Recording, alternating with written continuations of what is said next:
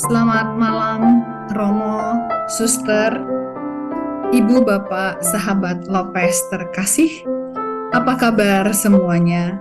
Semoga dalam keadaan sehat, penuh sukacita, dan selalu semangat. Senang sekali saya Aida dapat kembali bertemu dengan semua sahabat Lopez dalam webinar Romo Nano seri Lopez 3, sesi yang kedua, dengan tema Kolaborator Allah dalam komunitas teman pelayanan. Mohon maaf tadi di awal pembukaan ada gangguan internet, jadi ada suara tidak terdengar ya Bapak Ibu. Semoga selanjutnya kita akan mendengarkan dengan baik kelangsungan dari webinar ini dari awal sampai akhir. Baiklah, sebelum mulai saya akan membacakan tata tertib webinar agar webinar ini dapat berjalan dengan lancar. Yang pertama, kami mohon untuk setiap kali Ibu Bapak masuk, mohon merename nama sesuai nama di pendaftaran, supaya Bapak Ibu juga masuknya jadi lebih cepat. Yang kedua, mohon menonaktifkan mikrofon selama sesi berlangsung. Boleh dinyalakan pada saat Ibu Bapak sedang bertanya atau sedang sharing. Yang ketiga, pertanyaan malam ini tidak ke chat 00 Q&A, tapi kita akan langsung di chat room atau raise hand yang didahulukan. Silahkan Bapak Ibu pergunakan sebaik-baiknya untuk bertanya kepada Romo saat sesi Q&A berlangsung. Baiklah, sebelum kita mendengarkan pengajaran dari Romo Nano, marilah kita buka dengan doa. Dalam nama Bapa dan Putra dan Roh Kudus, amin. Allah Bapa yang Maha Baik, selama 1 tahun kami telah dituntun melalui spiritualitas Santo Ignatius untuk mampu melihat kembali sejarah hidup kami, serta memakainya untuk memuji, menghormati, dan mengabdi kepadamu. Terima kasih Tuhan atas bimbingan yang telah Engkau berikan melalui Romo Nano dan komunitas webinar ini. Ya Bapa, banyak sukacita, kebahagiaan, dan anugerah yang telah kami terima darimu. Banyak pula kepahitan, kesedihan, serta tragedi yang kami alami dalam perjalanan hidup kami. Namun dalam semuanya ini, kami tetap percaya bahwa campur tangan kasih dan kerahiman-Mu tetap menyertai perjalanan kami, dulu, sekarang, maupun yang akan datang. Sebab hanya dengan iman itulah kami didorong untuk menghidupi dan mewartakan kasih-Mu kepada sesama. Lancarkanlah ya Tuhan jaringan webinar malam ini, sehingga kami makin mampu menemukan identitas kami yang sejati di hadapan-Mu. Berikanlah Roh Kudus-Mu kepada Romo Nano dan kepada semua, sehingga kami semua menjadi satu dalam memuji, menghormati, dan mengabdi kepadamu. Dalam kesatuan dengan Tritunggal yang Maha Kudus, doa ini kami haturkan padamu. Amin. Santo Ignatius dari Loyola, doakanlah kami. Dalam nama Bapa dan Putra dan Roh Kudus. Amin. Oke. Romo Nano sudah berada di sini. Sudah boleh. Halo Romo, apa kabar? Kabar baik. Rambut saya baru dan rambut teman saya juga baru. Iya, ini mengakhiri seri Lopez Romo. Eh, Waduh. Pecah ini, jadi gunting rambut. Eh, Romo, kita sudah menjalani begitu panjang seri Lopez. Seri Lopez 1 itu ada 7 sesi. Seri Lopez 2 itu ada 8 sesi. Dan Lopez 3 2 sesi. Total jadi 17 sesi ya Romo. Apa nih Ternyata kira-kira 17 ya. yang Romo harapkan dari kita semua yang selalu setia mendengarkan Romo, kurang lebih sekitar dari awal ya kita mulai tuh 200-an lebih tuh Romo. Apa nih yang Ya, Romo harapkan dari kita semua dan bagaimana nih Romo merancang ini? Silahkan Romo. terima kasih Bu Aida. Ternyata 17 kali kita belajar Lopez ini ya. Saya tidak menyangka 17 kali. Dan sekarang saya berharap kita semua seperti anak usia 17 tahun yang kurang lebih mulai paham tentang siapa Ignatius Loyola. 17 tahun seperti halnya dalam dunia kita itu sudah diizinkan punya surat izin mengemudi, sudah diizinkan nonton bioskop sendirian, sudah diizinkan untuk minum bir gitu. Maka saya berharap dengan 17 kali belajar tentang si Lopez ini, teman-teman mulai paham Lopez itu siapa, tetapi yang paling penting adalah dengan belajar Lopez dan Rachel itu, lalu saya semakin paham siapa saya, terlebih-lebih bagaimana Tuhan itu berkarya dalam hidup. Itu yang saya harapkan dari anak-anak usia 17 tahun Lopesian ini, Bu Aida. Terima kasih Romo. Berarti ABG dong ya nih Romo. Iya, anak baru gondrong. Jadi tetap masih membutuhkan Iya, bimbingan Romo. Semoga di berikut-berikutnya webinarnya tetap nyambung ya Romo ya. pasti Membina nyambung, sampai kita dewasa Romo. insya Allah. Silahkan Romo, waktu kami persilahkan untuk Romo memulai pengajaran Romo malam ini. Oke, terima kasih Bu Aida sudah mengantar kita semua memasuki webinar kita malam hari ini. Teman-teman yang terkasih,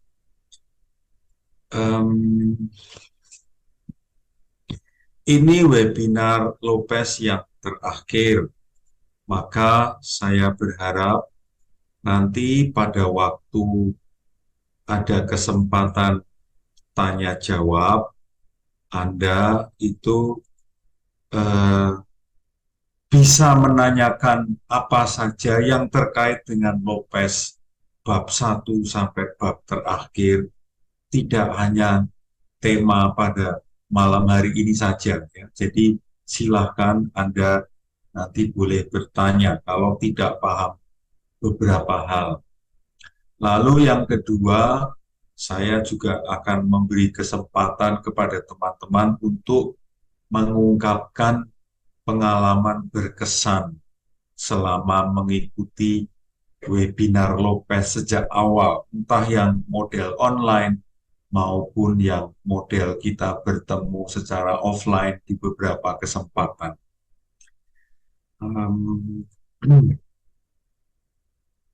Minggu yang lalu kita sudah mendalami bersama bagaimana Lopez itu membantu kita untuk semakin mengenali diri, bahwa setiap potongan hidup kita itu mempunyai makna.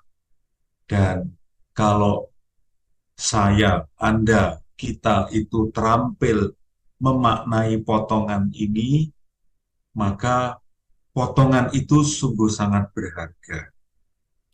Malam hari ini saya mau mengajak Anda sekalian lebih spesifik di lingkaran di atas kepala saya ini ya, menemukan Allah dalam hidupku.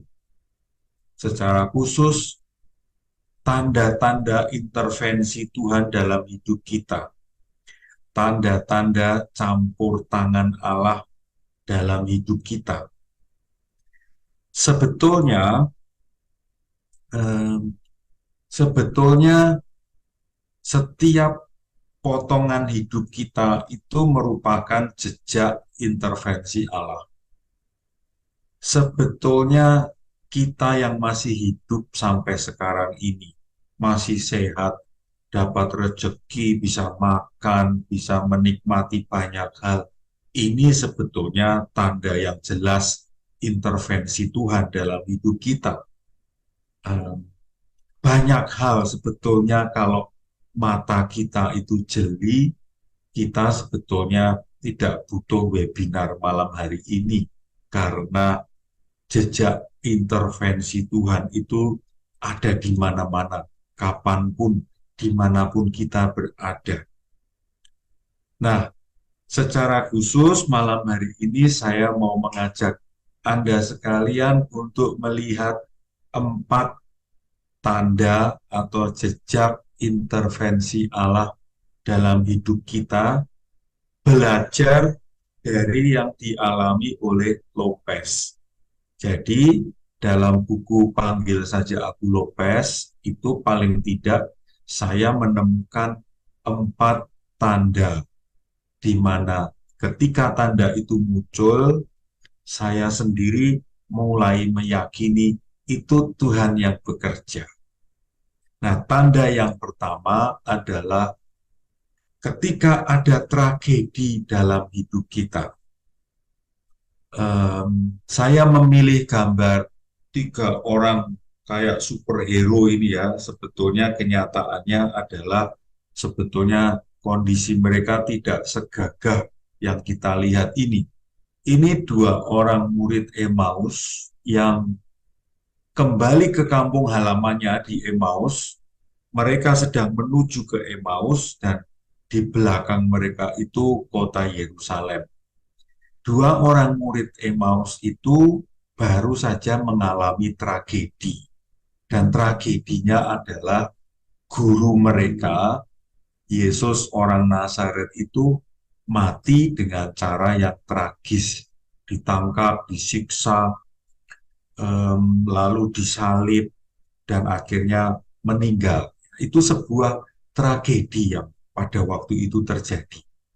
Dan peristiwa yang tragis itu menjadi tanda kehadiran Allah. Lalu tanda yang kedua, ini mirip drama Korea ya, ada kata cinta. Saya merasa kata jatuh cinta itu penting dan itu saya pilih sebagai tanda untuk mengatakan jejak Allah yang kedua. Ketika muncul rasa jatuh cinta yang kuat, itu pertanda Allah sedang bekerja. Roh Allah sedang mempengaruhi kita. Nanti detailnya akan kita lihat bersama jatuh cintanya seperti apa. Yang ketiga masih menggunakan kisah dari 2 murid Emmaus itu. Kalau tadi yang tanda pertama, Tuhan sudah berjalan bersama mereka. Kalau yang ketiga ini adalah ketika awal-awal mereka melihat Tuhan pertama kali. Jadi, Anda sedang melihat kata video. Video itu berasal dari bahasa Latin, kata kerjanya adalah videre, lalu kalau akhirannya menjadi video itu artinya saya melihat. Nah, tanda yang dialami oleh Lopez dalam hidupnya adalah dia melihat Allah hadir dalam kontemplasi-kontemplasinya. Dan itu yang akhirnya nantinya merubah hidup si Lopez itu. Dan yang keempat adalah ketika mengalami tanda 1, tanda 2, tanda 3, nah perkembangan berikutnya adalah tanda keempat ini. Sekali lagi, teman-teman, ketika tanda 1 ditangkap, tanda 2 dipahami, tanda 3 dialami, orang akan diantar. Lopez diantar mengalami tanda yang keempat ini. Menemukan diri dalam relasi personal dengan Allah. Nanti saya akan lebih detail menjelaskannya. Nah, sekarang kita mulai dengan melihat tanda intervensi Allah yang pertama. Minggu lalu kita mengakhiri proses belajar kita di bagian ini. Ya, Lopez terkena peluru meriam. Kakinya seperti yang sedang kita lihat di dalam slide ini. Kakinya itu tertembus warna putih itu adalah peluru meriam yang lewat dan mengenai kakinya. Blank. Dan itu saya sebut tragedi dalam hidup seorang Lopez. Sebelumnya kita melihat di gambar kiri ya, Lopez yang ganteng, rambutnya panjang kayak Bon Jovi, ini kayak Tuhan Yesus juga ya, dan pakai baju ksatria gagah, elegan, tampan gitu, dan masih percaya diri memegang pedang untuk memimpin pasukan kerajaan Kastilia yang mempertahankan benteng Pamplona dari serangan ribuan pasukan Prancis.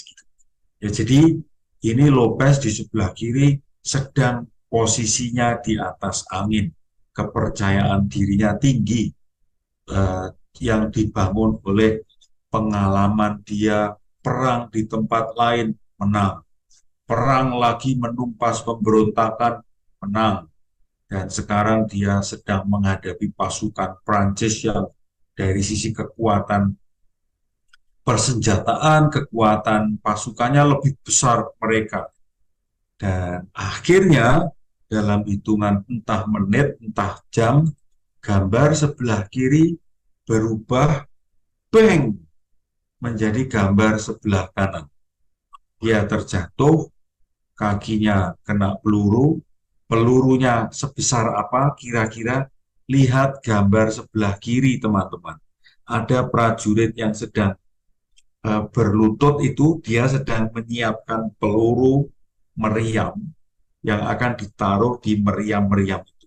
Kira-kira kalau kita cermati pegangan tangan si prajurit itu kan kira-kira segini ya, segenggaman ini. Nah, bayangkan saja peluru sebesar ini, ya, peluru sebesar ini itu mengenai kaki. Tentu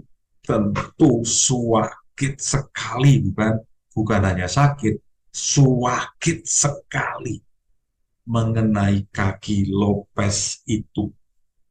Dan akhirnya terkena peluru meriam itu, tragedi dialami, kondisi berbalik 180 derajat. Ini termasuk bagian dari tragedinya ya. Jadi tragedi itu meliputi secara fisik kena peluru dan itu sangat sakit. Secara psikologis, mental, terbiasa menaklukkan dan menguasai pihak lain, berubah drastis menjadi ditaklukkan, dikuasai pihak lain. Biasanya tinggal perintah, sekarang diperintah. Biasanya tinggal minta ini dan itu, kali ini dia yang diatur. Bagi Lopez dan saya yakin juga bagi kita ya, pembalikan ini tentu sangat tidak enak. Dan ini sekali lagi bagian dari tragedi yang dialami.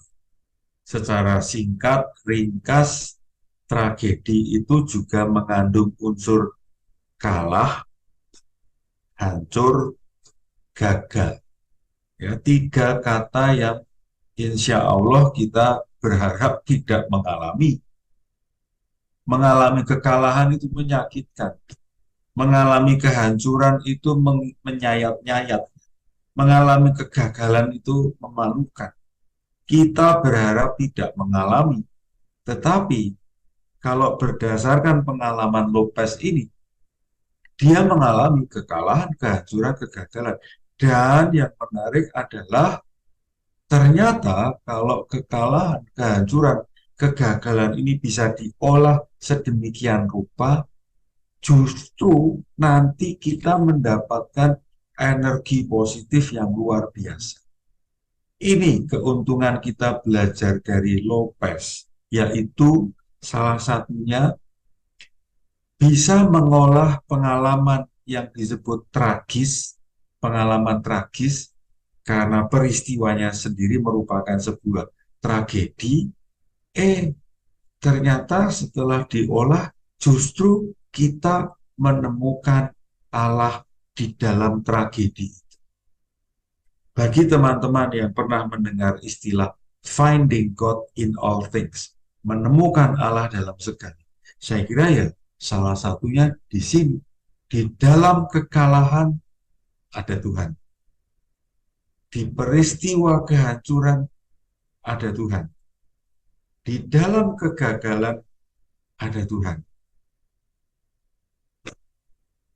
Bagi seorang Lopez, seorang kesatria kerajaan yang anti kekalahan, anti ditandu, wah pengalaman terjatuh, kena peluru, dan ditandu pulang ke rumah, memalukan. Ini sebuah penghinaan luar biasa. Ini sebuah peristiwa berada di titik terendah kehidupan. Ini benar-benar tragedi.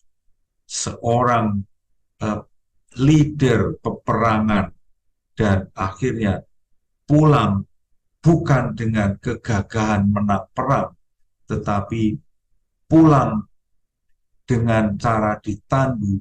Ini sebuah tragedi. Lebih tragis lagi, akhirnya ketika muncul pertanyaan ini ya, pulang ke rumah, rumah yang mana? Setiap orang punya house, rumah, bangunan fisik. Ya, ada yang tidak punya juga ya. Tunawisma itu artinya orang tidak punya rumah. Bagi Lopez, ternyata rumah itu bukanlah sesuatu yang dia miliki. Kalau kita ingat peristiwa-peristiwa sebelumnya, minggu yang lalu saya sudah menjelaskan bahwa dia dilahirkan di gedung yang tengah itu, di kastil keluarga Loyola. Dan begitu lahir, ibunya meninggal, terus dia dievakuasi ke rumah di belakang kastil itu, rumah tukang pandai besi ya, bernama Martin dan istrinya Maria de Garin. Lopez dirawat di sana. Ya, Lopez merasakan dia dicintai, diterima sebagai seperti anak kandung keluarga itu. Tapi toh akhirnya juga bukan keluarganya. Lalu dia pulang kembali pada usia 7 tahun itu, dia kembali ke keluarga Loyola, dan di sana dia diatur, dirawat, ditemani, dibimbing oleh kakak iparnya Magdalena. Dan ketika dia berusia 13-14 tahun, dia dibawa ke kota lain, Arevalo, di rumah bendahara kerajaan Juan Velasquez de Cuellar. Nah, 3 rumah yang bukan rumah bagi dia, 3 house yang bukan home bagi dia. Dan maka ketika dia dibawa pulang ke rumah, dia bertanya-tanya, rumah yang mana? Rumah Loyola, rumah de Garin, atau rumah di Arevalo? Akhirnya yang menarik perhatian saya adalah penemuan Lopez arti rumah bagi dia. Ternyata pertama-tama rumah bagi Lopez bukanlah bangunan fisik saja, tetapi lebih-lebih kehadiran pribadi seorang Magdalena, kakak iparnya. Teman-temanku sekalian, sampai di titik ini saya mau menyangkutkan secara eksplisit langsung to the point kepada Anda sekalian, ya. Terutama Anda para orang tua, ibu mertua, ayah mertua. Apakah Anda sebagai ayah, apakah Anda sebagai ibu itu bisa menjadi home bagi anak-anak? Ini pertanyaan yang sangat penting. Pertumbuhan kita sebagai pribadi manusia diharapkan itu sejalan dengan usia. Ketika usia Anda, usia kita sudah menapaki kepala 50, kepala 60, kepala 70, tentu diharapkan tak banyaknya garam kehidupan yang kita alami itu mampu membuat kita menjadi home, rumah yang nyaman untuk orang-orang dekat kita. Maka saya berharap Anda tumbuh, ya, Pak Iwan, Mas Rudi, Leni, Pak Hardi, Niko, Imelda, Pak Budi, teman-teman semua, saya berharap Anda tumbuh menjadi pribadi-pribadi yang bisa menjadi home bagi orang-orang dekatmu di sekitar. Insya Allah kita tumbuh ke arah itu. Nah, singkat kata, tragedi sudah saya jelaskan. Lopez mengalami tragedi dan bagaimana tragedi itu dimaknai. Dengan slide yang sedang Anda lihat ini, saya mau mengatakan tragedi, pengalaman pahit, menyakitkan, apapun itu, tetap akan menjadi sesuatu yang menyakitkan kalau tidak direfleksikan dengan iman kita. Sekali lagi teman-teman, bagian ini sungguh sangat penting.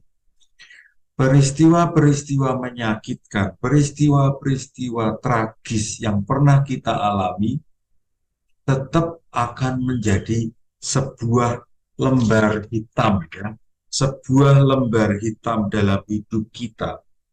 Ya, tanggal sekian, peristiwanya begitu, tetap menjadi lembar hitam yang menyakitkan kalau tidak direfleksikan. Maka di titik ini saya mau mengatakan betapa pentingnya keterampilan, kemampuan merefleksikan tragedi. Supaya tragedi itu tidak menjadi kepahitan lagi, tetapi menjadi rahmat Allah. Ini ungkapannya, teman-teman. Tragedi kehidupan yang tak terrefleksikan. Kalau disimbolkan, ya wajah kita saat mengalami tragedi seperti gambar di slide ini, ya, yang meringis kesakitan, berteriak, ketakutan, kesakitan, kecewa. Tragedi kehidupan yang tak terrefleksikan, apapun itu bentuknya, berpotensi menjadi sebuah kepahitan yang mungkin akan mematikan iman.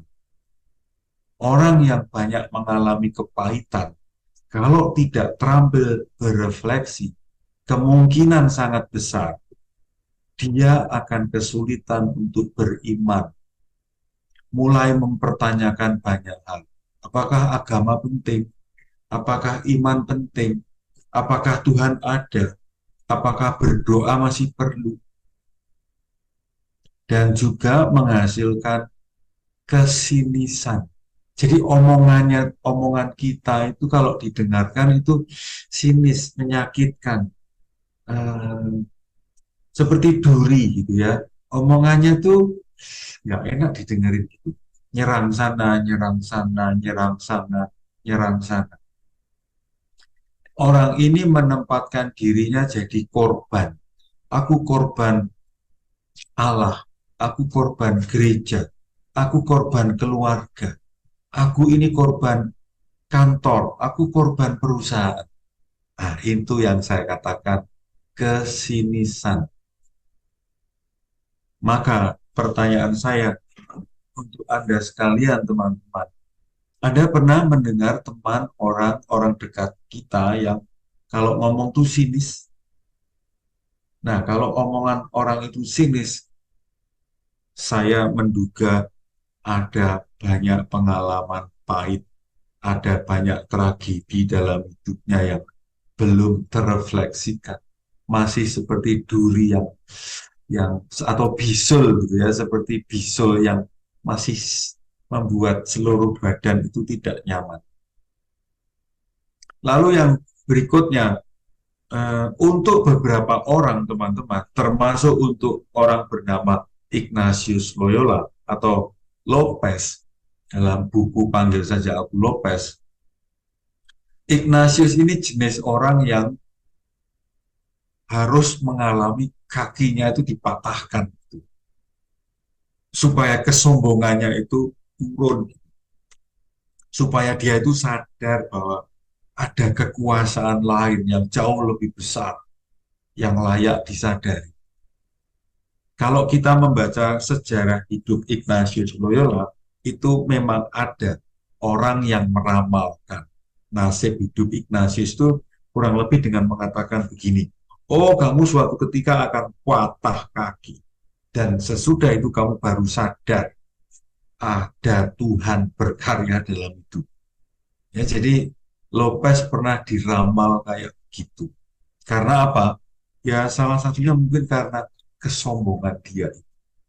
Nah, kesombongan itu kayaknya harus dipatahkan supaya menjadi lebih rendah hati, menjadi lebih mampu melihat ada pihak lain yang lebih kuat, lebih layak diberi perhatian. Nah, ini refleksi yang terakhir ya, teman-teman. Refleksi yang dituliskan di buku Panggil Saja Aku Lopez itu menurut saya bagus sekali. Karena peristiwa Lopez itu disejajarkan atau dilihat dengan sudut pandang kisah anak bungsu yang minta bagian hartanya kepada bapaknya lalu minggat itu. Ya, teman-teman ingat cerita itu ya, anak bungsu yang durhaka itu.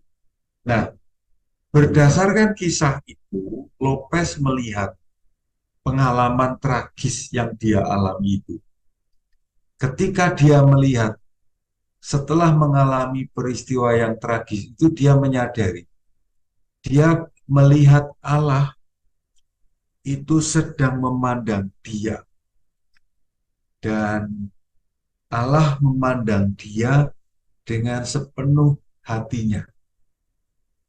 Kurang lebih, Lopez mengalami karena kakinya dipatahkan itu, lalu dia betul-betul sadar ada kekuatan lain di luar dirinya yang membantu dia itu sadar ada Tuhan.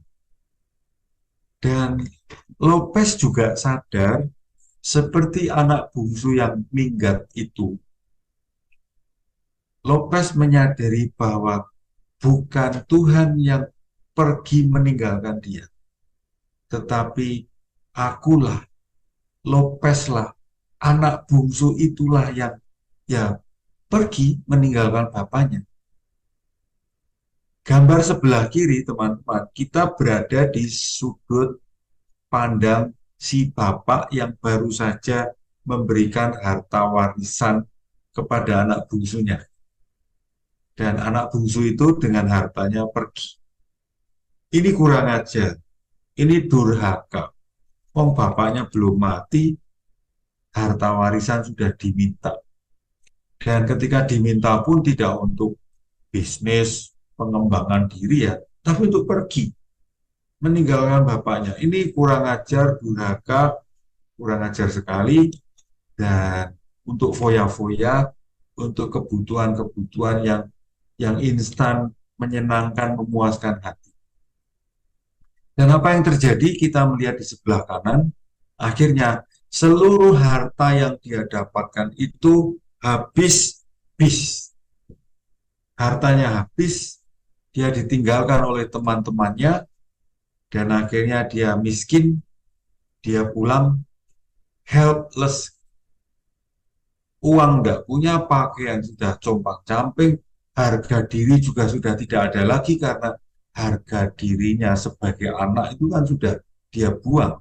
Harga diri sebagai pribadi pun dia sudah tidak punya lagi. Teman-teman, ini saya saya merasa gambar ini luar biasa sekali karena ini gambaran kita semua sebetulnya. Lari, dan dalam pelarian itu kita sudah habis-habisan, dan sebetulnya kita itu sudah tidak bisa ditolong, helpless, harga diri kita sudah hilang, tidak ada harganya, nol sama sekali. Tapi ya tetap punya kekuatan untuk mendekati rumah Bapa. Dan akhirnya ini yang luar biasa, teman-teman. Si bungsu itu, si Lopez itu, dan dalam hal ini saya juga mengamini tulisan ini, saya sendiri merasa bahwa meskipun aku ini sudah kurang ajar, durhaka, biadab, berdosa, Lopez, anak bungsu, saya, dan saya berharap Anda pun mengalami diterima kembali sebagai anaknya. Walau aku sudah melepaskan hak keputraanku, aku dipestakan lagi, walau aku sudah mengambil semua jatah finansial. Aku sebetulnya tidak layak mendapatkan baju baru, tapi aku diberi baju baru oleh Tuhan. Teman-teman, saya ini kisah saya juga. Kalau melihat saya sendiri, kalau melihat sejarah hidup saya sendiri, saya ini sudah tidak ada harganya. Tetapi Allah memberi harga tinggi lagi kepada saya. Saya diberi nama baru, Agustinus. Saya diberi baju baru, anggota Serikat Yesus. Wah, ini luar biasa. Ini luar biasa. Saya diberi harga baru yang jauh lebih tinggi dari yang bisa saya upayakan. Nah, di sini yang saya katakan tadi ya teman-teman, di dalam tragedi, kalau saya lihat, kalau kita cermati, kalau jeli melihat, kita bisa menemukan jejak Allah. Maka saya mau mengajak Anda sekalian untuk sekarang kembali ke diri kita masing-masing ya, kepada Suri, Lena Abdi, Alfonsus Agus, kepada Nilawati Hadisantoso, kepada Ana Sri Mulyati, Ian Lumban Raja, namanya bagus sekali ini, Ian Lumban Raja. Saya kembalikan kepada kalian semua teman-teman, termasuk saya sendiri. Cermati dalam hidupmu, tragedi seperti apa yang pernah atau sedang kamu alami. Tragedi. Kalau kata tragedi itu terlalu besar, ya oke. Pengalaman pahit seperti apa yang pernah atau sedang kamu alami dan belum kamu olah dengan baik.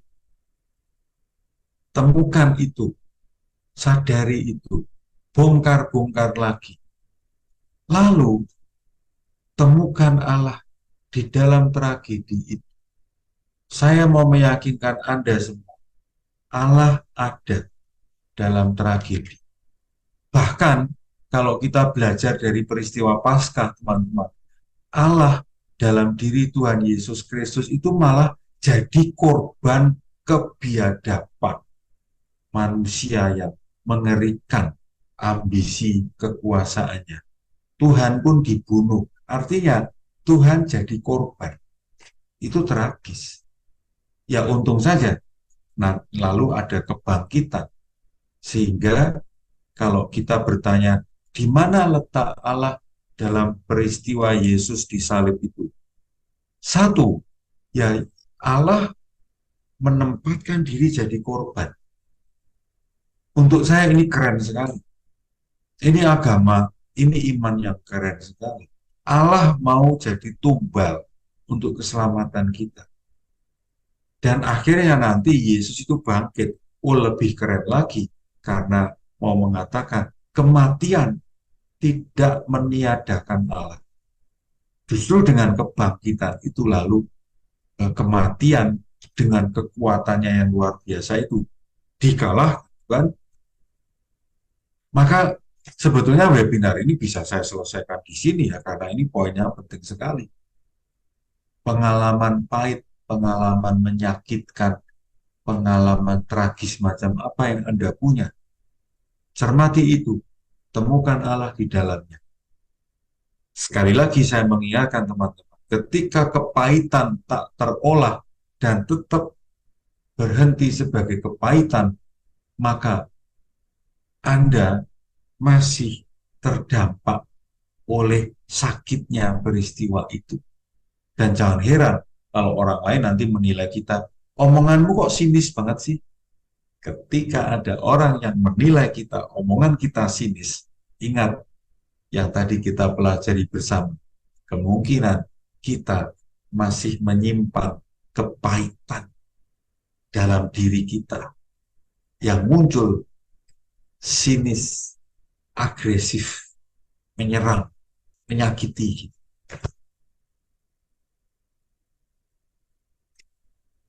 Oke, itu tanda yang pertama. Saya lanjutkan, saya tidak jadi berhenti di peristiwa yang tadi. Kita lanjut tanda kedua, teman-teman. Nah, kali ini lebih menyenangkan ya, karena kita berbicara tentang cinta. Tanda intervensi Tuhan yang kedua adalah munculnya cinta, rasa cinta. Ya.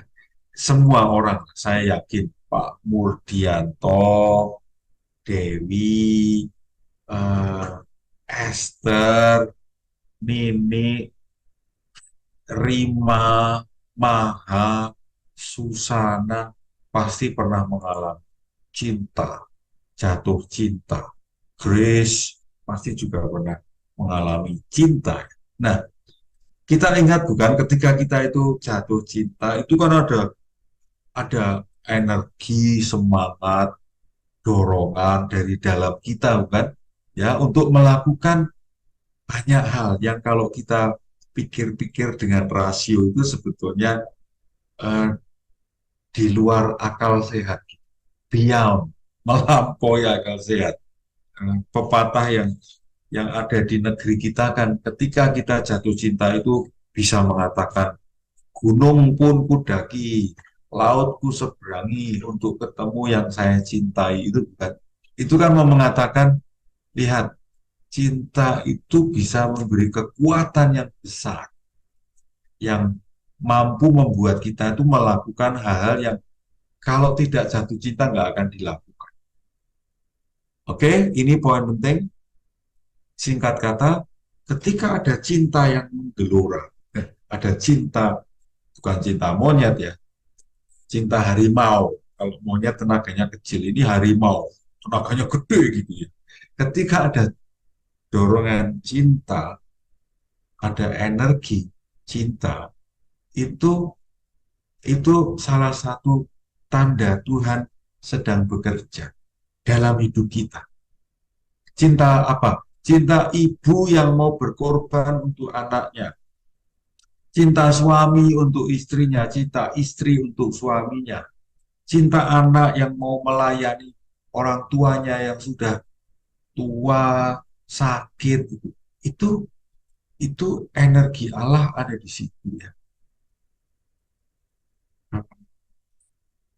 Nah, sebelum Lopez bertobat, sebelum intervensi Allah itu muncul dalam hidup Lopez, sudah ada tanda-tanda ini teman-teman, bahwa Lopez itu punya rasa cinta, punya mimpi, punya keinginan yang besar dalam hidupnya. Cinta, mimpi itu terarah pada ratu yang dia abdi. Dan sebetulnya bukan hanya ratu, tetapi juga ada perempuan bangsawan yang dia taksir. Nah, dia ingin mengambil hatinya perempuan bangsawan itu. Dia mau mengabdi ratu ya. Jadi kurang lebih ada dua sosok perempuan yang dia kagumi, yang dia jatuh cintai gitu. Sudah ada nuansa itu.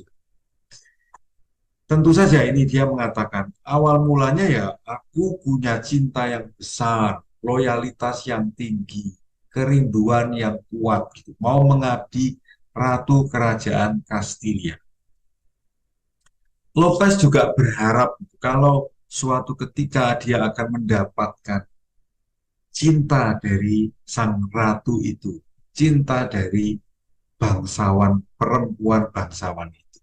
Ya kurang lebih seperti di gambar itu ya, seorang laki-laki ksatria mau maju perang, lalu dia ingin mendapatkan perhatian khusus dari ratu atau perempuan bangsawan ini, bukan, dia ingin menjadi orang pilihannya yang tepat. Gambarannya ya seperti yang sudah Anda lihat di slide ini. Itu jatuh cinta yang membuat Lopez bersemangat sekali dalam hidupnya. Dan dia berharap menjadi orang pilihan. Dan ini yang menarik teman-teman. Ini yang tadi saya katakan. Cinta memberi energi besar pada orang yang sedang jatuh cinta ini untuk melakukan hal-hal yang di luar batasmu. Lihat teman-teman. Lihat gambar itu. Ini gambar yang kurang lebih sebetulnya mendekati kenyataan secara historis terjadi. Jadi kaki Lopez yang terkena peluru, kita beberapa waktu yang lalu sudah mempelajari kan, ini kan dioperasi, ditata ulang, ngeri sekali, digergaji tanpa obat bius, jadi ditata ulang tulang-tulang yang hancur, bengkok karena peluru meriam itu. Nah, dari mana kekuatan Lopez menanggung rasa sakit itu? Kalau kita di zaman sekarang pakai anestesis itu ya, pakai obat bius. Saya pernah dibius waktu operasi gigi, 3 gigi geraham saya itu dicabut. Dan saya didatangi dokter di meja operasi itu, didatangi oleh dokter obat biusnya. Silakan berhitung, 1, 2, belum ada hitungan kelima itu saya sudah hilang kesadaran. Sehingga walaupun dioperasi kayak begitu tidak merasa sakit. Nah, Lopez ini tanpa obat bius. Dari mana kekuatan itu? Cintanya pada sang ratu. Mimpinya, ambisinya, keinginannya, hasratnya untuk mendapatkan cinta dari sang ratu, dari perempuan bangsawan itu, yang memberi energi besar pada Lopez. Kata Lopez sendiri ya, harapanku, mimpiku, keinginanku mendapatkan cinta dari sang ratu itu membuatku terus bergerak melewati seluruh pembantaian kaki. Teman-teman, Anda pernah tidak mengalami cinta yang sedemikian kuat itu? Nah, poin pentingnya kan ketika rasa cinta itu kuat, itu salah satu tanda Tuhan sedang bekerja dalam hidup kita. Nanti di poin berikutnya, terutama di sini, itu mulai terlihat. Ketika Lopez menjalani proses recovery, penyembuhannya itu, dia akan membaca buku. Nah, dalam proses membaca buku itu, dia mengalami didatangi oleh Bunda Maria. Nah, peristiwa ini yang memberi cinta yang lebih besar. Peristiwa ilahi ini yang memberi kekuatan lebih besar. Sampai-sampai akhirnya di buku Panggil Saja Aku Lopez, Ignatius Loyola mengungkapkan ini.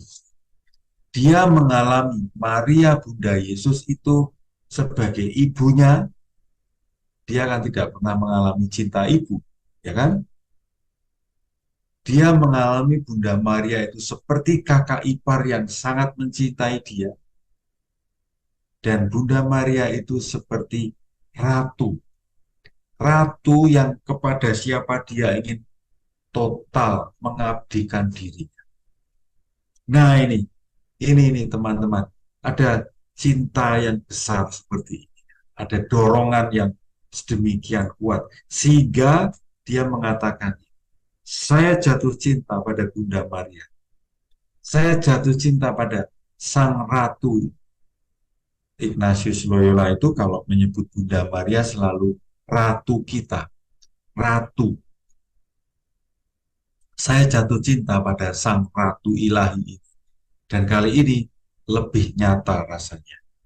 Maka di perjalanan-perjalanan berikutnya kan dia menyerahkan pedangnya, baju kesatrianya kepada Sang Ratu ini kan di Montserrat. Dan akhirnya dia punya dua hal ya, cinta pada Ratu Kerajaan Kastilia atau Katalan, dan dia mengalami cinta yang baru nih, cinta pada Bunda Maria Sang Ratu. Nah, dia mulai diskresi, ini atau ini atau ini. Dan akhirnya dia memilih. Ya, seperti gambar di slide yang sedang kita lihat ini. Dia mulai pelan-pelan bergerak menuju cinta yang lebih ilahi. Dia mau memilih, dia memilih mau berelasi dengan Sang Ratu, Bunda Maria. Semoga sampai di sini Anda merasa jelas, dan saya tutup bagian nomor 2 ini dengan mengatakan menggunakan kisah-kisah Yosef dan Maria. Kita sedang melihat 3 gambar Yosef dan Maria. Gambar sebelah kiri, Maria menuju Bethlehem. Sudah hamil tua. Menuju Bethlehem untuk cacah jiwa. Betapa luar biasanya perjalanan. Dan gambar di atas, di belakang atas kepala saya ini, mereka berada di Mesir.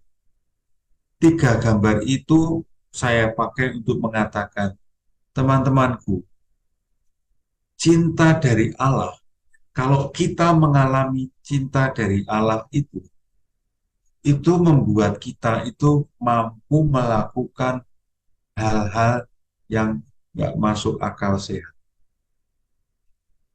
Kalau kita mengalami cinta dari Allah, kalau kita merasakan Allah jatuh cinta pada saya, dan saya jatuh cinta pada Allah, ya timbal balik, maka jangan heran kalau kita bisa melakukan hal-hal yang tidak masuk akal.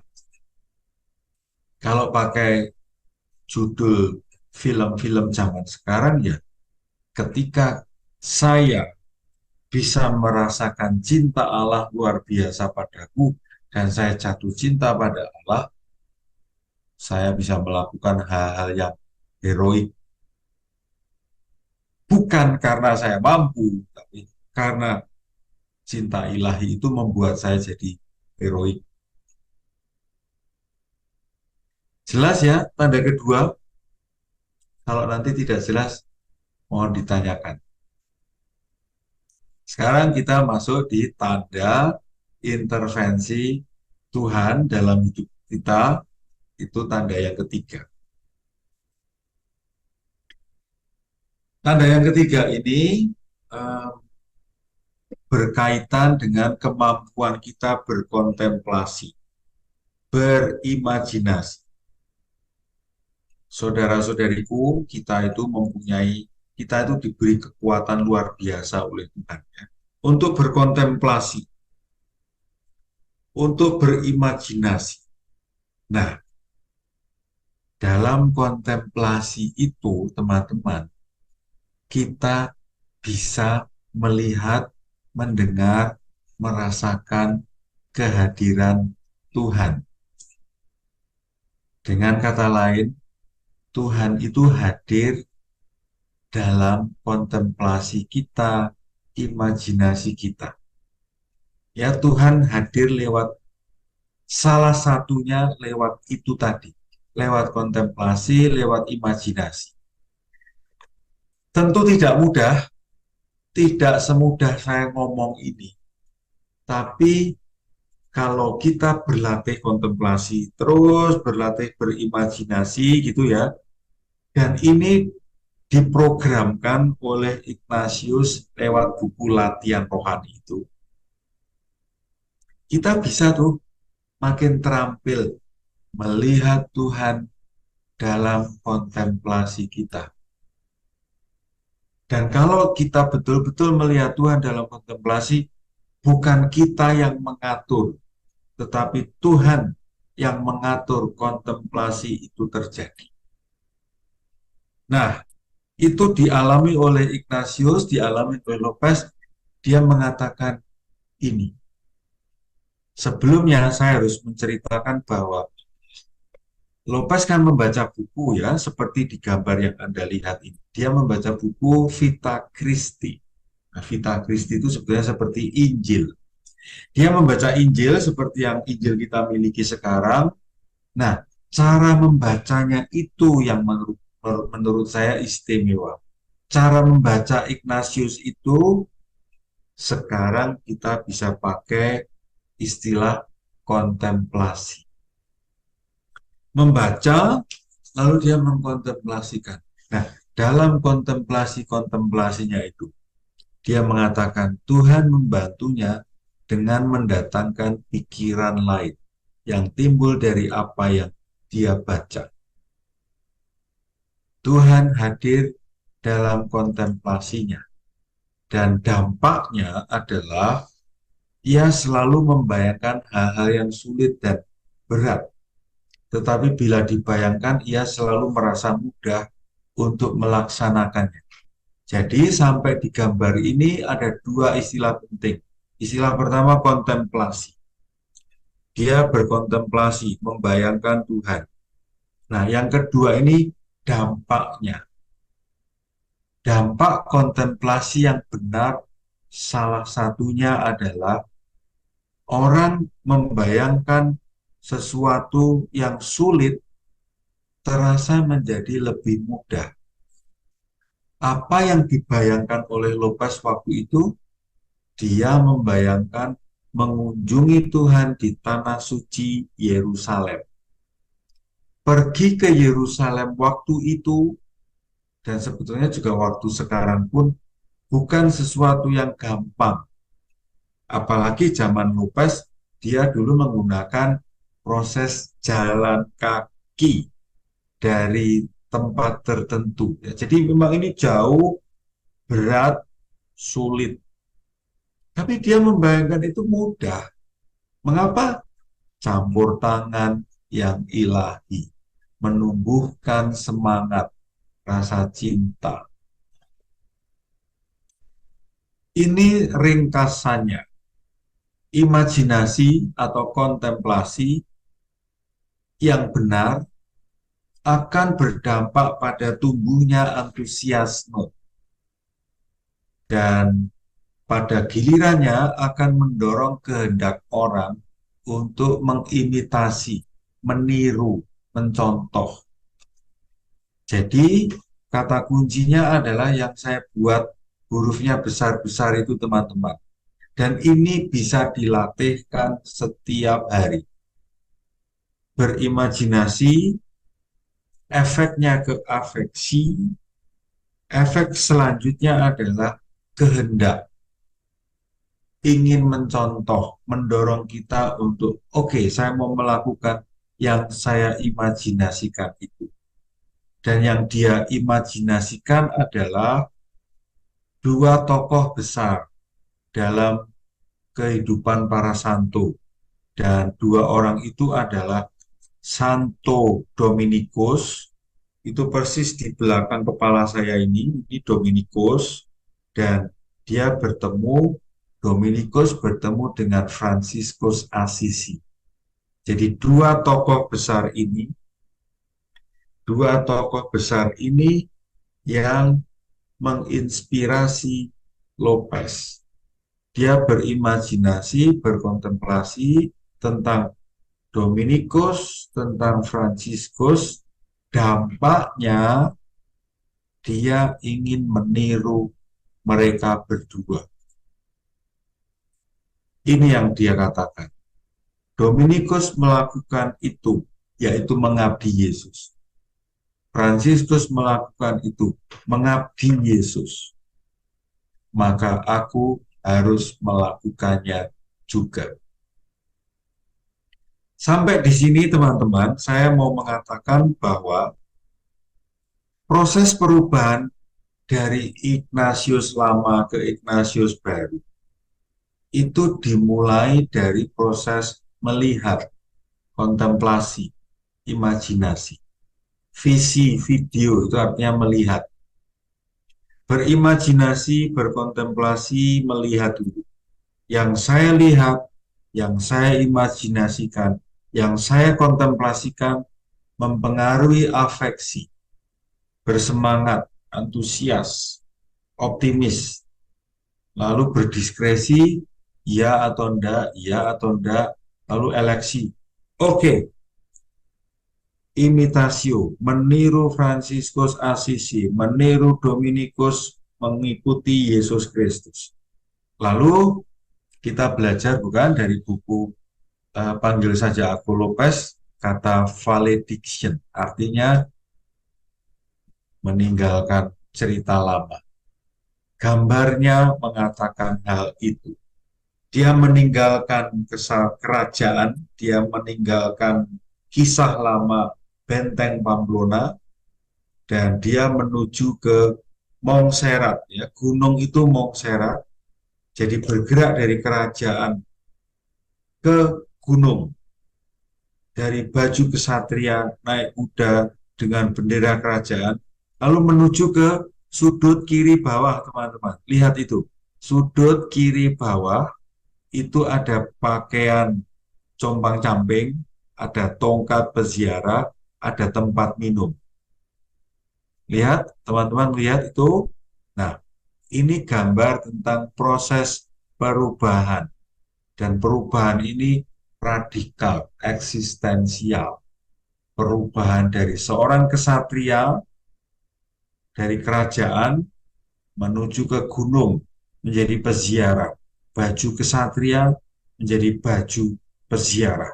Di sebelah kiri bawah itu. Dan semua ini terjadi karena intervensi Tuhan yang muncul, yang hadir, yang bergerak di tataran imajinasi, kontemplasi. Simpul, penting. Ketika saya, Anda, teman-teman sekalian, bermimpi, berimajinasi, berkeinginan, dan kalau mimpi itu, kalau imajinasi itu, kalau keinginan itu dari Allah, tanda-tandanya adalah energize. Energize itu apa? Energize itu seperti handphone yang low bat di charge. mendapat energi. Sementara kalau kita berimajinasi, berkeinginan, berencana, lalu kita merasa datar-datar aja, biasa-biasa aja, pesimis, ya kemungkinan Tuhan tidak berkarya di situ. Mungkin mimpinya, ambisinya, rencana yang muncul masih sebatas keinginanku sebagai manusiawi saja. Tidak ada intervensi dari Allah. Karena kalau intervensinya dari Allah, ada dua, paling tidak minimal satu kata penting, yaitu energized.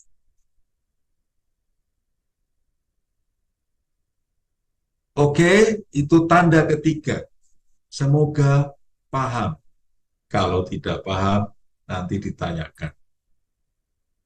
Sekarang, tanda yang keempat. Seperti saya katakan tadi, teman-teman. Kalau saya terlatih, terampil, mencermati tanda satu, tanda dua, tanda tiga, Anda akan mulai terampil juga mengenali intervensi Tuhan yang keempat ini. Ini lebih canggih, ini lebih mendalam lagi, ini lebih lembut lagi, tapi eh, mencerahkan. Tidak mudah, ya syaratnya itu tadi menurut saya ketika tanda 1, 2, 3 teralami, tanda keempat ini akan lebih mudah. Dan ini saya kira terjadi dalam hidup kita sehari-hari ya. Contohnya begini nih, apa sih artinya menemukan diri, identitasku, statusku, peranku, hakku, kewajibanku dalam relasi personal dengan Allah. Contohnya apa? Konkretnya ini gini teman-teman. Ketika saya berelasi dengan seseorang, dan relasi ini makin dekat, makin kuat, makin mendalam, makin solid gitu ya. Ketika relasi itu makin dekat, makin kuat, makin mendalam, kan kita jadi sama-sama tahu kan? Oh, ini dia nggak suka. Oh, ini dia senang. Oh, di bagian ini saya tidak bisa campur tangan. Ini sudah privacy dia. Dan dia pun begitu. Oh, dia tahu kalau sudah urusan ini, dia tidak mau campur tangan. Teman-teman mengalami itu bukan? Paham itu bukan? Nah, maksud saya dengan Tuhan pun kita akan seperti itu. Mari kita lihat mengapa saya memilih gambar raja dan dua prajurit, karena ini simbol, ini kisah, ini nuansa yang ada dalam benak pikiran eh, horizon dalam diri seorang Lopez ya. Dia hidup dalam dunia kerajaan, raja, kesatria, musuh, dan sebagainya. Ini yang dia pakai. Mari kita lihat. Ini statementnya Lopez ya. Saya ini seorang prajurit. Sebelum kena peluru di Pamplona, sesudahnya saya tetap prajurit. Ketika saya jadi anggota serikat, ketika saya akhirnya mendirikan Serikat Yesus, saya tetaplah seorang prajurit yang tidak berbeda dengan saya prajurit di Benteng Pamplona. Nah, I am a soldier. Saya seorang prajurit itu artinya dia menemukan diri bahwa dia seorang prajurit.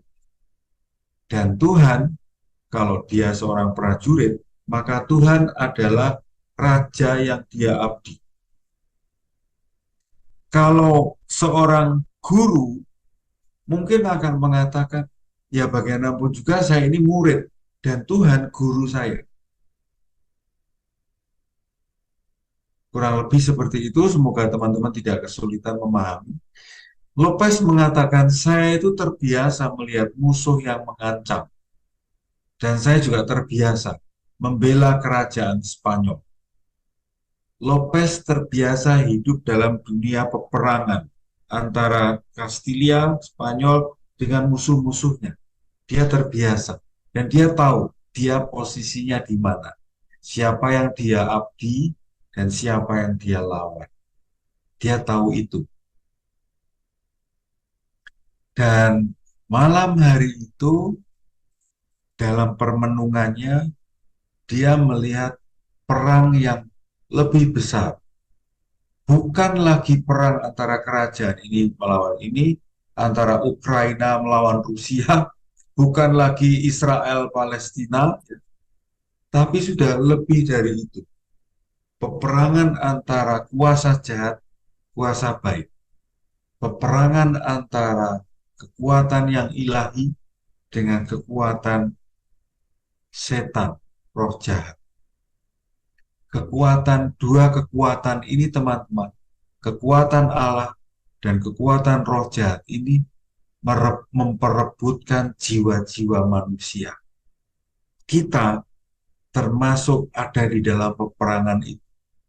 Kita itu sebetulnya ditarik antara dipengaruhi oleh kekuatan baik dan dipengaruhi oleh kekuatan jahat.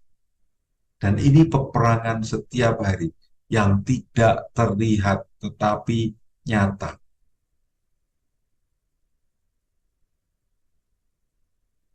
Dan dalam peperangan ini tadi, peperangan antara roh baik dan roh jahat, Lopez melihat roh baik itu rajanya adalah Kristus. Dia merasa dipanggil untuk bergerak dalam peperangan itu membela Raja Kristus. Dan dia merasa diundang untuk memberikan kesetiaan yang lebih besar. Dan dia sadar ketika dia melihat bahwa ada peperangan yang lebih besar, roh jahat, roh baik, dia sadar sebelum melihat ini, dia itu sebetulnya berada di pihak rajanya, musuhnya Kristus. Dia sadar dia bersekutu dengan musuh Kristus. Dia sadar dia ada dalam kerajaan roh jahat, gitu. Kurang lebih bisa dikatakan begitu karena dia ambisius, pengen menangnya sendiri. Dia tidak mau memperhatikan pihak lain. Dan dengan melihat itu semua, dengan tahu, akhirnya dia tahu siapa raja yang layak dia abdi, dan dia tahu dia prajurit, maka tumbuh kesadaran ini. Aku akan menebus ketidakloyalan pada Kristus itu.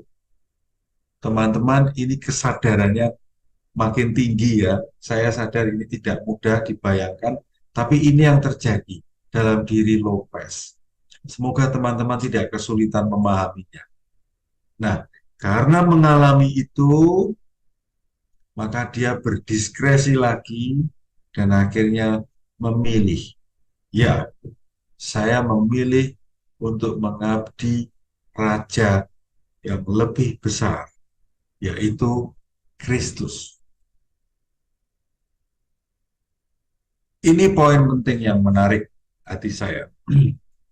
Sebetulnya kalau kita melihat Lopez ketika dia masih jadi pemimpin pasukan kerajaan di Pamplona, ya pribadi manusianya dengan pribadi ketika dia sudah jadi guru rohani, sebetulnya kemanusiaannya itu sama, kepribadiannya sama sebagai prajurit. Bedanya adalah raja dan ratu yang dipilih untuk diabdi. Di sebelah kiri, Lopez sang kesatria prajurit itu lebih memilih raja duniawi. Sedangkan di sebelah kanan, sebagai prajurit, tapi bajunya peziarah, tapi dia adalah prajurit Dia memilih Tuhan sebagai raja yang diabdi. Nah, setelah kan kita sudah belajar bukan berdiskresi, memilih, lalu ada konfirmasi. Nah, Lopez sudah memilih untuk mengabdi Bunda Maria dan Tuhan Yesus. Sudah eleksio. Lalu inilah konfirmasinya. Bunda Maria menggendong bayi Yesus mendatangi Lopez.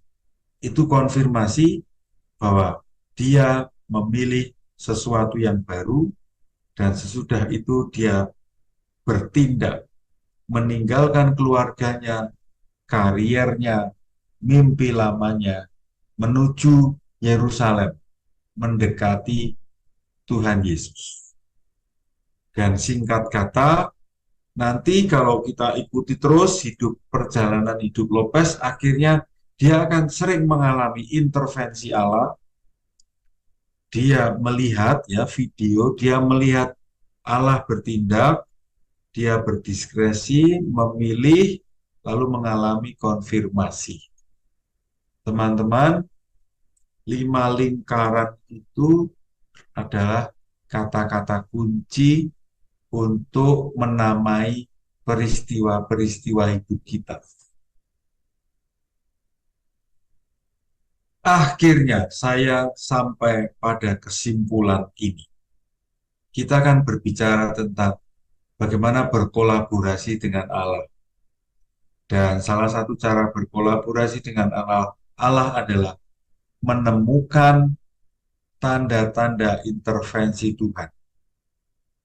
Simpul pertama, Allah sudah, sedang, dan akan terus melakukan intervensi dalam hidup kita.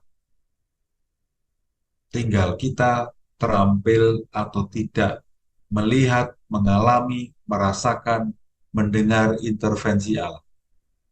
Yang kedua, Tuhan selalu intervensi dalam hidup kita. Tujuannya bukan semata-mata membuat kita selamat, nyaman, enak, terlindungi.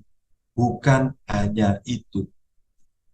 Tetapi Tuhan melakukan intervensi dalam hidup kita supaya kita mau dan mampu menjadi kolaboratornya, bekerja bersama Allah, berjalan bersama Allah, hidup bersama Allah. Semoga penjelasan ini membantu teman-teman semakin sadar, mau terus-menerus berlatih, menemukan tanda-tanda intervensi Allah dalam hidup kita. Caranya sangat mudah. Buka matamu untuk melihat peristiwa. Buka telingamu untuk mendengarkan apa yang sudah disuarakan oleh Allah. Allah sudah bertindak, sudah ada jejak, lihatlah. Allah sudah berkata-kata, bersuara, mengkomunikasikan dirinya, bukalah telinga untuk mendengarnya. Demikian teman-teman, penjelasan panjang kali lebar, kali tinggi, kali dalam. Semoga Anda mendapatkan satu dua hal yang menginspirasi Anda. Sesudah ini, mari kita endapkan sejenak dengan mendengarkan lagu untuk menemukan beberapa hal yang menarik. Sesudah itu, nanti Bu Aida akan memimpin proses berikutnya, entah tanya jawab atau menyampaikan kesan-kesan yang menarik.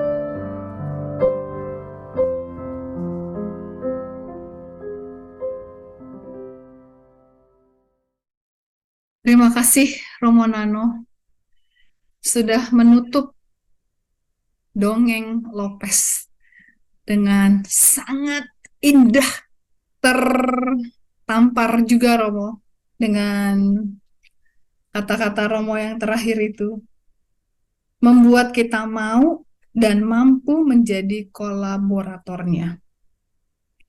Mau dan mampu ya Romo. Jadi dengan kita mengikuti 17 kali pertemuan pengajaran dari Romo, terakhir ini benar-benar apa ya, betul-betul endingnya banget gitu Romo. Jadi kita betul-betul semakin mengenali diri kita dan menemukan Allah dalam hidup kita. Nah, itu setelah mendapat itu, ya tadi kita harus mengenali tanda intervensi itu. Tragedi, munculnya cinta, visi melihat sesuatu yang ilahi. Susah untuk dibicarakan lebih lanjut Romo, benar-benar terkesima sekali dengan gambar-gambar Romo yang betul-betul menggambarkan apa yang mau Romo katakan.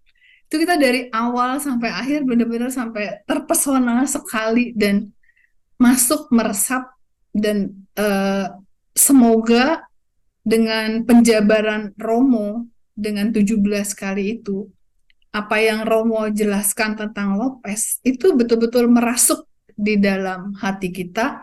Saya ingat seperti Romo pernah mengumpamakan seperti kita nonton drakor sampai makannya dia apa aja itu kita ngikutin karena kita udah menyatu dengan bintangnya itu. Dan semoga dengan Lopez itu juga bisa terjadi seperti itu ya, Romo Nano. Kita berharapnya dari 200-an orang yang selalu hadir, yang selalu setia, itu bisa benar-benar nyantol apa yang Romo jabarkan. Terima kasih banyak Romo, sangat berarti sekali. Jadi saya takut tragedi kehidupan yang tidak terrefleksikan. Kalau teman-teman bilang saya rese, jadi mungkin juga tuh Romo belum terrefleksikan.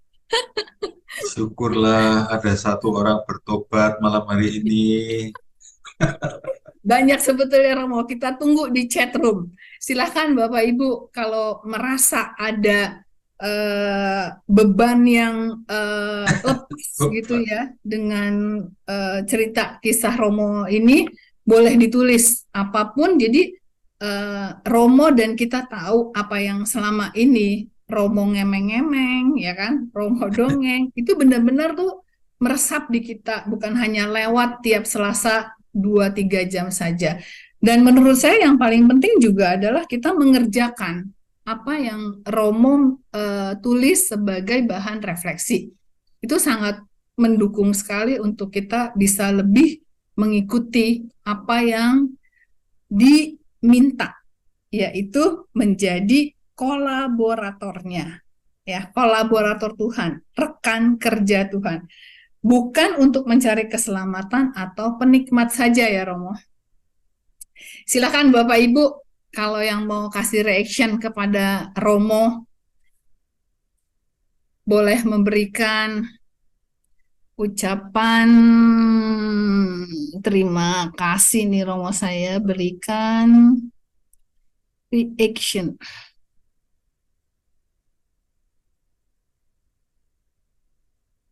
Terima kasih atas reaksi-reaksinya. Terima kasih ya atas kesetiaan Anda hadir. Wajah-wajah ini saya mulai hafal ya. Pak Iwan siapa yang tidak lupa Pak Iwan? Tidak ingat atau tidak lupa? Pak Iwan, namanya ada Imam Cahyono ya, tapi ya yang muncul istrinya, Ada ada Ibu Mas Lena, Niko, Lena Abdi, Nini, ada Ibu Tresia, ini udah Leni hafal ya Romo, Sri, tiap malam kita liatin iyalah nama-namanya. ngomong Ilham. Romanano is the real architect membangun bangunan Yesus dengan Rick Lopez. Terima kasih Murdianto. Pada mulanya adalah intervensi. Intervensi itu bersama Allah. Dan intervensi itu adalah Allah. Oke, terima kasih. Maha. Romo, berimajinasi itu bisa membuat kita nanti kesulitan membedakan dengan dunia nyata, Kak. Minggu lalu itu ada webinar lain, ya. Nama webinarnya adalah Ignaciopedia. Nah, minggu lalu itu sedang dibahas dua kata kunci. Dua kata pertama adalah imajinasi. Satu lagi fantasi. Kalau imajinasi biasanya itu kaitannya dengan dunia nyata. Tapi kalau fantasi biasanya itu di luar nyata. Mungkin seperti kalau kita datang ke dunia fantasi di Ancol sana ya, rumah miring gitu ya. Dalam realitanya kan nggak ada gitu. Tapi itu sebuah kreativitas yang luar biasa, tapi nggak nyangkut dengan dunia nyata. Pengalaman saya, kalau kita berimajinasi dengan benar, sekali lagi ya, kalau kita berimajinasi dengan benar dan ada yang membimbing, biasanya itu kaitan dengan realita tetap ada. Singkat kata begitu. Jadi itu yang ada di chat room, Bu Ya, terima Aida. kasih, Rom. Teman-teman Ada kalau yang ada yang mau raise bertanya hand, mau langsung ya? menyampaikan sesuatu silakan. Atau Anda juga bisa menulis di chat room, apa ya, pengalaman yang paling mengesan selama Anda belajar dari Lopez lewat webinar-webinar ini. Silahkan teman-teman, Anda bisa menuliskan pengalaman yang mengesan. Nah, tulisan Anda, chat Anda, itu akan sangat berguna bagi saya untuk merancang webinar-webinar selanjutnya. Jadi, usul saya, Bu Aida, sambil menunggu kalau ada yang mau bertanya atau mau menyampaikan secara lisan, pengalaman berkesan, silakan. Silakan Anda menulis dalam chat pengalaman yang paling mengesan selama mengikuti webinar Lopez ini. Begitu ya, Bu Aida? Ya, oh. Oke, Silakan teman-teman, Ibu silakan. Bapak yang kemarin mau bicara, datang nggak? Saya melihat tadi ada Tesori itu datang. Tapi dia sudah menyampaikan secara di dalam chat kok. Ada satu lagi, Romo, dari Pak Thomas. Nah, Thomas ini sudah Kasih, Romo, teman selama kita ini. empat bulan terakhir ini sudah menemani dan membantu saya menemukan diri saya yang belum pernah saya ketahui sebelumnya. Melalui hidup Lopez, saya belajar bagaimana mengenali kehadiran Tuhan dalam hidup saya. Puji Tuhan, Pak Thomas. Terima kasih sharing. Alhamdulillah, Thomas. Terima kasih atas tulisanmu. Ada lagi yang lain? Silahkan. Yang mau bicara langsung juga boleh ya. Kalau Bu Aida sendiri apa yang paling besar? Saya, Iya, oh banyak Romo. Yaitu apa? saya menemukan bahwa selama saya mengikuti 17 sesi ini, itu ternyata secara tidak sadar itu setiap masalah itu selalu berpatokannya pada ajaran yang Romo berikan. Itu yang saya rasakan. Cuma yang malam ini itu adalah yang Romo katakan bahwa eh, kita harus mampu menjadi kolaboratornya. Jadi bukan hanya mencari keselamatan saja, tapi kita juga harus mau ya diajak kerja sama sama Tuhan. Jadi nggak boleh ngeluh kalau dapat tragedi, tapi itu adalah intervensi dari Tuhan yang harus saya olah. Mm. Gitu, Romo. Yep.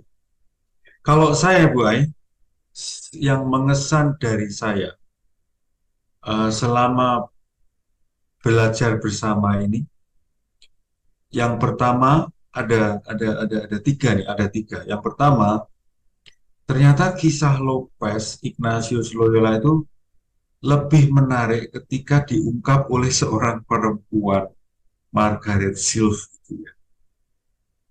Jadi buku Panggil Saja Aku Lopez itu membuat kisah tentang Ignatius Loyola menjadi lebih hidup bagi saya. Yang kedua, saya terkesan sekali dengan teman-teman peserta yang setia mengikuti Lopez ini. Kalau kita catat bersama kan kurang lebih rata-rata kan 200-an orang. Untuk saya ini luar biasa bahwa oh ternyata kisah seperti ini menarik untuk banyak teman. Dan yang ketiga yang mengesan bagi saya adalah ada sekelompok teman ya teman-teman panitia ini yang tidak pernah berhenti saya syukuri, yang mendukung saya sehingga bisa membantu banyak orang. Jadi teman-teman panitia ini juga paling mengesan bagi saya sehingga saya bisa menjangkau banyak orang yang setia hadir dalam webinar-webinar kita ini. Itu Bu Ai, lalu ada tambahan lagi itu Ian Lumban Raja. Shalom Romonano, terima kasih atas pengajarannya. Seperti halnya Lopez saat mengalami kegagalan pergumulan. Bagaimana kita tetap bisa mengalami intervensi dari Allah.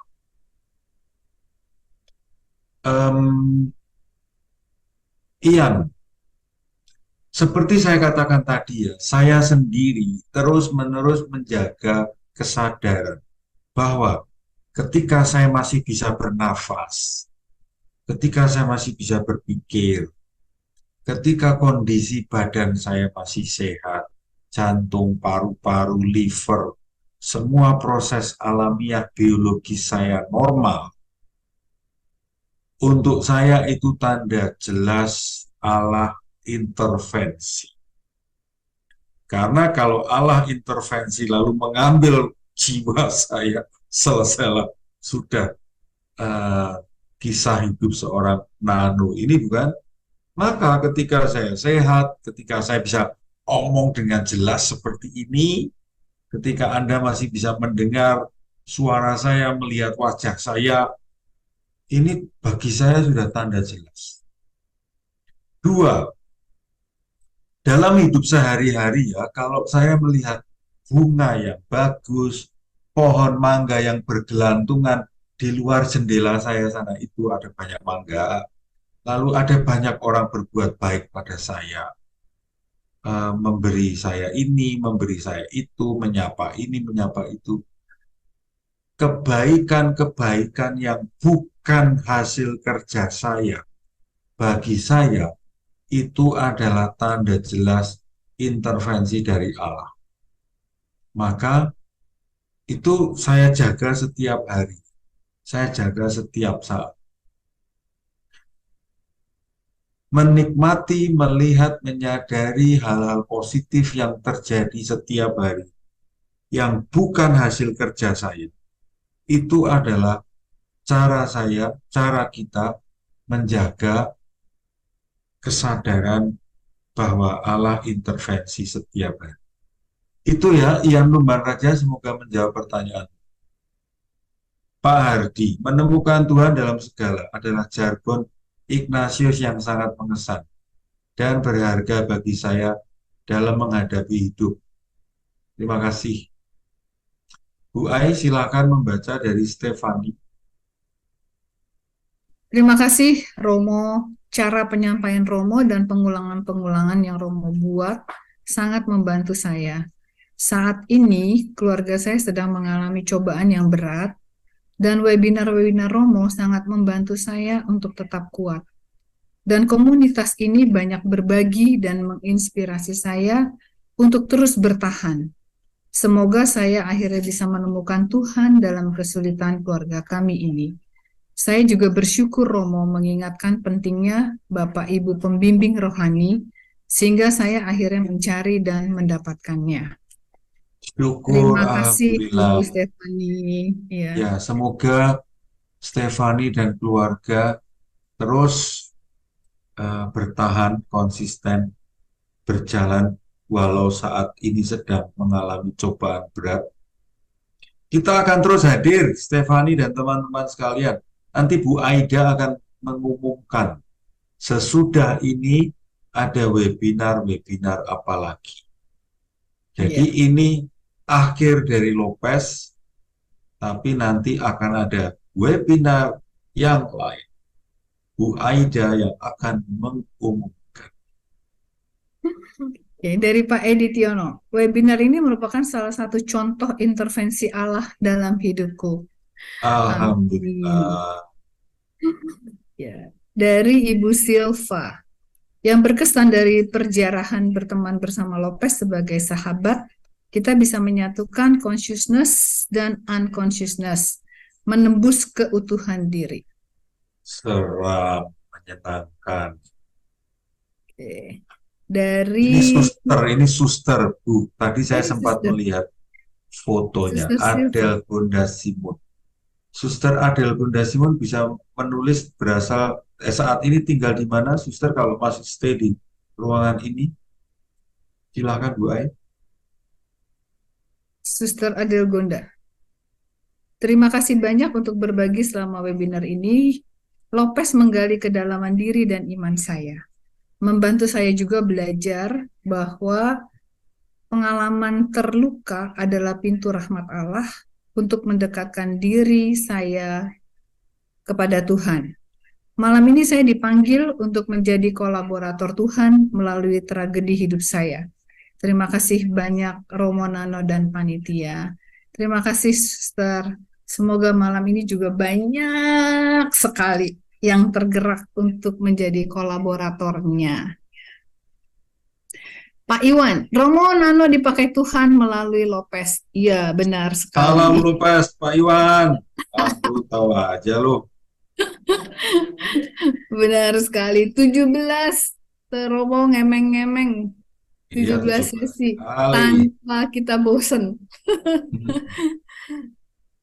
Dari Pak Ian Lumban Raja. Terima kasih Romo Nano sangat menjawab. Ibu Marta. Terima kasih Romo, setelah mengikuti pertemuan dan Zoom meeting, saya merasa ketika mengalami penderitaan atau tantangan itu tidak bersungut-sungut. Malah saya bersyukur atas cobaan ini. Tuhan izinkan cobaan dalam keluarga saya bersyukur bisa melaluinya sebagai hadiah dari agar saya sadar Tuhan selalu menyertai saya. Dan ya, ini benar-benar nyata nih Romo, yang tulisan Romo, Iya, pengajaran benar ya. Romo benar-benar nyata. Jadi kalau kita menganggap tragedi itu sebagai bencana setelah mendengar dongeng Romo, jadi kita Hadiah. Wow. jadi itu hadiah. Oke, dari Munilawati. Ketika Romo memberikan pengajaran, seringkali saya merasakan Tuhan berkata-kata kepada saya. Waduh, keren sekali. Bu Ai, kepala saya kok Makasih. tambah kecil ini. Terima kasih. Oh, Pak Iwan, Romo Nano hebat. Iya, Pak Iwan. Kalau nggak hebat, nggak muncul tiap minggu. Iya. Hebat sekali. Ini Pak Muncul Kurnia. banyak ya, muncul banyak. Bu Ai sambil cek jam supaya kita Iya. tidak kemalaman juga. Saya baca 2 lagi ya, Romo ya. Oke, Bu Ai. Ya. Dalam interaksi hidup, ternyata sulit sekali memberi gambaran atau meyakinkan bahwa Allah yang siap mengambil peran dalam hidup seseorang yang mengalami tragedi dalam hidupnya. Berkali-kali berusaha mendorong agar lebih berserah dan membuka diri kepada Tuhan, merasakan kehadiran Tuhan agar dapat bersama melalui tragedi dalam hidup, agar tidak tetap dalam kondisi penyesalan di kehidupan yang dijalani. Amin. Sudah bisa Amin, amin. berpikir sesuai pengajaran Romo. Ini terakhir ya Romo, tapi chat Bapak Ibu tetap kita copy untuk Romo Nano baca. Terima kasih Romo, saya merasa webinar Romo Nano ini beda dengan yang lain. Saya seperti mendapat bimbingan terus-menerus yang selama ini saya cari. Amin. Amin. Terima kasih, puji Tuhan, Ibu Ya, Bapak. terima kasih untuk semuanya. Romo mau ada closing statement terakhir? Closing statement saya yang saya sendiri terkesan dengan yang saya temukan tadi itu ya. Teman-temanku, ketika kepahitan hidup, entah itu kegagalan, kekecewaan, luka, ketika kepahitan itu tidak kita olah, hati-hati itu akan muncul dalam bentuk kesinisan, agresivitas. Mari kita rendah hati untuk menyadari ada kepahitan dan kita saling berbagi mengolah kepahitan agar kita bisa nemu Tuhan. Sehingga seperti kita minum secangkir kopi pahit itu, tapi akhirnya endingnya menjadi enak. Mari menyadari kepahitan yang masih ada, mengolahnya bersama teman-teman dan Tuhan, agar tidak berakhir pada kesinisan atau agresivitas, tetapi justru menjadi sebuah berkah, menjadi rahmat untuk Anda, untuk saya, untuk kita semua. Itu yang bisa saya sampaikan. Terima kasih kepada semua teman-teman yang setia mengikuti Lopez. Silakan Bu Ai. Terima kasih Romo. Baik, Ibu Bapak, waktu sudah harus kita berpisah. Ada beberapa pengumuman akan saya bacakan. Persembahan kasih. Nah, cinta Romo Nano itu kepada Jesuit muda itu yang membuat Romo Nano tuh tiap minggu kuat nih, ngedongeng, membuat PPT. Itu tuh cinta jatuh cinta yang tadi Romo katakan. Itu jatuh cinta yang besar sekali Romo kepada Jesuit muda. Dan Romo tuh mempersembahkan webinar ini itu khusus untuk Jesuit muda. Kita yang merasa terundang, silahkan mengikuti jejak Romo Nano dalam pencarian dana untuk Jesuit muda. Ya, Romo Nano itu cukup lama membimbing Jesuit muda. Berapa tahun Romo? 20? 15? 18. 18 tahun. Jadi Romo tahu banget Jesuit muda itu seperti apa. Ya, ini cinta yang besar Romo bukan Romo, benar ya Romo? Cintanya Betul. Romo terhadap Jesuit muda sampai Romo mau nih membuat webinar di tiap hari Selasa. Silahkan Bapak Ibu kalau kita merasa terundang mengikuti jejaknya Romo Nano, silahkan di screenshot atau langsung boleh Anda buka HP langsung di transfer. Terima kasih yang selama ini juga sudah memberikan. Oke, ditunggu. Ya, silakan. Oke. Next itu seri Advent. Kita seri Advent ini ada 4 sesi. Seri Advent ini adalah persiapan kita untuk mengikuti perayaan Natal. Ya, seperti yang Ibu Bapak ketahui, Romo Nano kan punya cara sendiri untuk kita tidak hanya menghadiri misanya atau hanya pestanya aja, tapi kita harus mengerti apa sebenarnya dalam perayaan Natal itu yang harus kita persiapkan. Nah, ini ada 4 sesi, dimulai 28 November. Jadi kita libur 2 minggu, 2 Selasa kita libur. Kita baru mulai 28 November. 15 Desember, terus 12 Desember dan 19 Desember. Jamnya sama, tiap jam 19.30 sampai jam 21. Nanti akan diumumkan seperti biasa di WhatsApp group. Seri-serinya ini menarik sekali. Coba kita lihat. Nih, yang pertama, seri Advent pertama itu adalah arti masa Advent. Menunggu kedatangan Mesias. Yang seri Advent kedua, arti inkarnasi. Pribadi ilahi menjadi manusia. Ini asik banget ini temanya. Seri ketiga, belajar dari 3 orang bijaksana. Oke, seri keempat. Oke, seri keempat, belajar dari Maria dan Yosef. Tahun lalu kita pernah mengadakan ini, tapi ini beda ya Romo dengan tahun lalu. Lebih mendalam karena kita sudah menjadi Lopes umur 17 tahun. Lopesian. Oke. Ada lagi Bu Evi? Nah, oke, selesai pengumuman. Kita tutup pertemuan malam ini dengan doa penutup. Nanti Romo akan memberikan berkat di akhir doa. Ya. Dalam nama Bapa dan Putra dan Roh Kudus. Amin. Amin. Ya Allah yang Maha Setia, kami mengucapkan syukur telah disadarkan bahwa saat terjadi tragedi kehidupan, kami harus selalu melihat ke atas, ke arah wajah kasih, setia, dan kerahiman.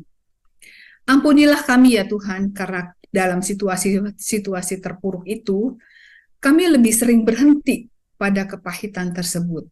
Sehingga bahkan kami lalu kehilangan iman, pengharapan, dan kasih. Ampunilah kami, karena dengan situasi semacam itu, mereka yang kami cintai dan sesama kami ikut menderita dan terluka.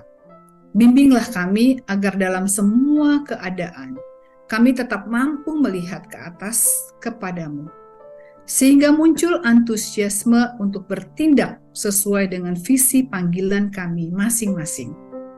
Datanglah ya Sang Immanuel dalam hati dan kehidupan kami.